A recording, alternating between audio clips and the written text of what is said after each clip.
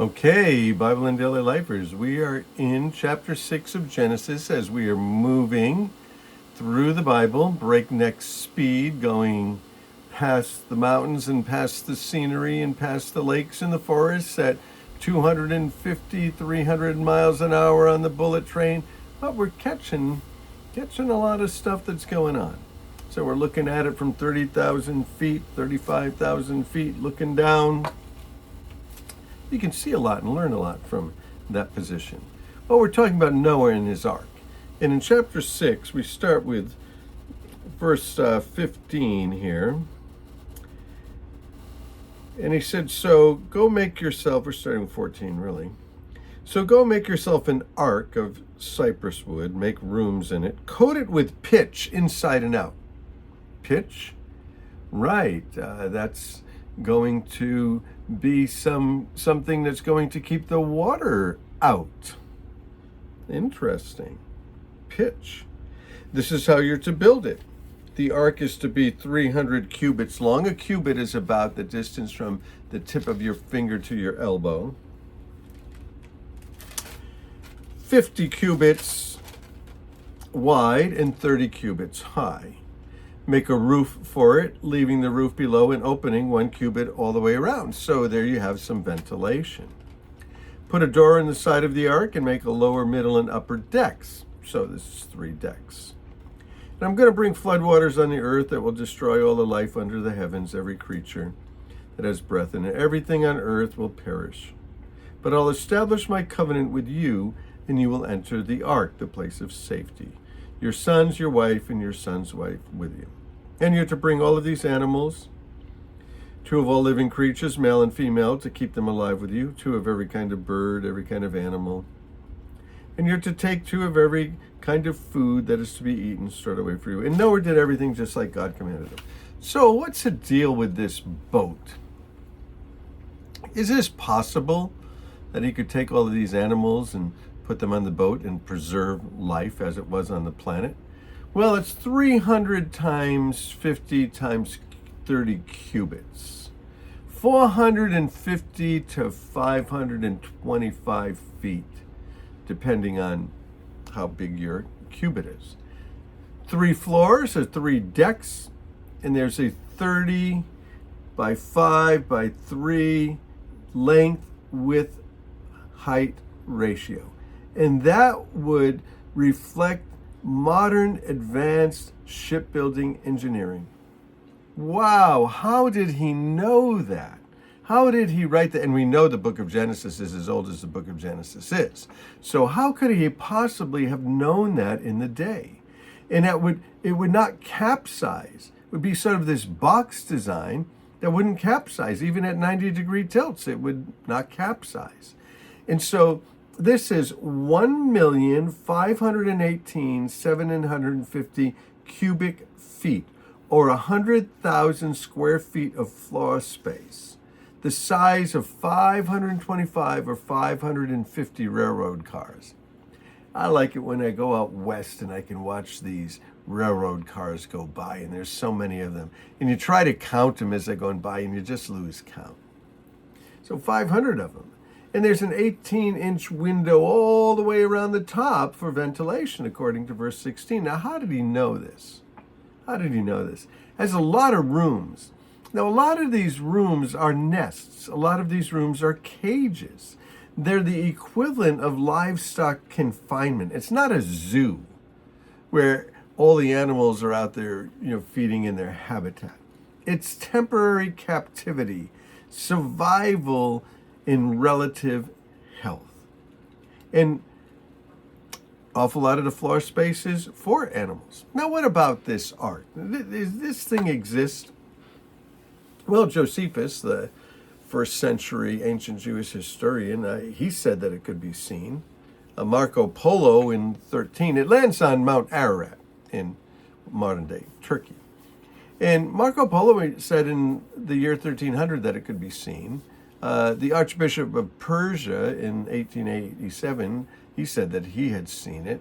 Russian and Allied pilots during World War II, Ararat was just on a direct flight between the Allied bases in Tunisia and Russia. Various airmen claimed that they had seen it. And so 150 Russians at one time said that they had seen it. Apollo astronaut James Irwin, he led an expedition there, having claimed to have seen it himself. The ruins of it stuck there in the ice. Some Kurds, if you know anything about the Kurds and who the Kurds are, some of them say that they have seen it. And in history, many, many modern cultures speak of this. So, summary of reports seeing the Ark since 1840, and you can't go up there. If you wanted to go up there, you can't go up there. Just won't let you. The government won't let you go up there. People have said it's half buried in a partly melted lake, 13 to 14,000 feet up. People who say that they've seen it say it's filled with cages, say it has a heavy covering, sort of petrified wood, and that the door is missing. Yeah, but what about the animals? Is that possible? You know, the estimate is that there's 18,000 species of air-breathing birds, mammals, reptiles, and amphibians, or 36,000, right? When you turn them into pairs. 3,500 mammals, 8,600 birds, 5,500 reptiles and amphibians. You don't need every kind of dog, because you breed the dogs. So there's ample space for much more than that. And depending on the categories, it could be as few as a few thousand. And large animals are probably juvenile animals at a good breeding age and a good reproducing age. Only 11% of the animals needed to be larger than a sheep. The flood. It's possible that the flood was just a polar axis tilt. Excuse me. And that would account for much today. Continental shift, Utah salt flats. Genesis tells us there was a canopy.